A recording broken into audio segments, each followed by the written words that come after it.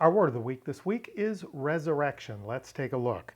The verb form is anhistemi, I raise up or I raise again, or I stand up or I stand again. The noun form is anastasis, and that is resurrection or elevation, as in the raising up of a thing, but not in a verb sense describing the event. Like, let's say the crowd turned out for the elevation of the statue.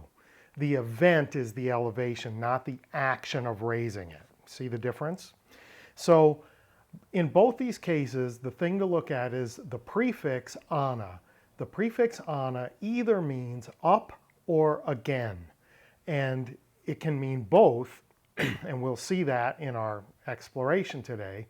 And then histemi is the verb I stand, and stasis is the noun for standing, right? So your standing, your status, where, stasis, your status is where you stand on a thing. So what we're looking at is with anahistemi, it's either I raise up or I raise again. And that's important, right? Because it doesn't have to mean resurrection. It can mean picking something up that has fallen. It can mean waking up someone who is asleep. It can have that kind of a broad notion. It can mean elevating a construction project, a dam, a statue. Or most importantly for our exploration today, it can mean to raise someone from the dead. So let's get the symbolic out of the way. We're going to start out in Luke chapter 2, verse 34, where it says, "And Simeon blessed them and said to Mary, his mother, Behold, this child is appointed for the fall and rising of many in Israel, and for a sign that is opposed." Now, where it says rising, the word is anastasin, and it's from the noun form, anastasin, and it shouldn't be rising, it should be raising, in my opinion. I don't think that rising captures the nature of the word. Rising means more, you would expect it of a participle. So here, I think it should be for the falling and raising of many in Israel. People's futures will be determined and altered based on the arrival of this child, is what Simeon is saying. Their futures are hinged on his arrival, his coming. So let's move on and see it as resurrection. This is Mark chapter 5, verse 42. All the readings today, by the way, are from the ESV with the Koine supplied. This is about Jairus' daughter. And immediately the girl got up, aneste, and began walking, for she was 12 years of age. And they were immediately overcome with amazement. So the little girl is deceased. Jesus comes into the room and says, agere, which is the imperative of to raise up, to elevate something, to get up, he says to her. And then we're told her response is aneste. She rose up, she stood up, she stood again. And it's in the aorist tense, it's third person singular, and it is feminine. So here we have this girl stood up again. We're told she was deceased.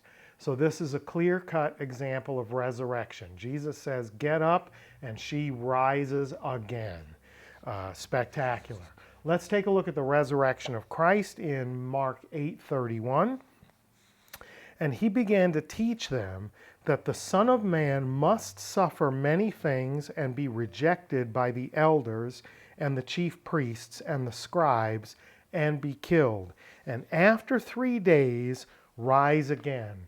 So here, the rise again is anastenai. It's an infinitive, so it's literally to rise again. And after 3 days, to rise again. So at the core of Jesus' teaching about his own mission is the the prediction of a resurrection from the dead. This is a core component of what he has to say about his mission on earth. And it's echoed by his apostles and disciples through the other writings that all occur post-resurrection, right? All the New Testament documents are written post-resurrection. And at the heart of all that teaching is the resurrection of Jesus. Now we're going to take a look at the resurrection of believers and unbelievers. And this is in John chapter 5, 28 and 29. Do not marvel at this, for an hour is coming when all who are in the tombs will hear his voice and come out.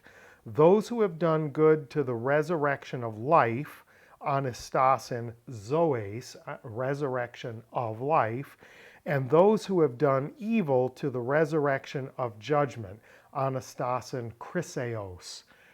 So there are two resurrections described, for those who've done good and for those who've done evil. For those who've done good, it's a resurrection of life, or a resurrection that results in life, that is, culminates in life, and the other is one that culminates in judgment. And it's not literally condemnation, because then we would expect to see the prefix kata in front of it. Kata chryseos would be condemnation. Chryseos is the process of judgment. So what we see is resurrection for all, resurrection of life for the good, resurrection to judgment for the evil.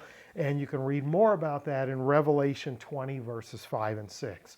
So our words of the week, on histe me, I raise up, I stand up again, I raise up again, the verb form, and then anastasis, the noun form, resurrection or elevation.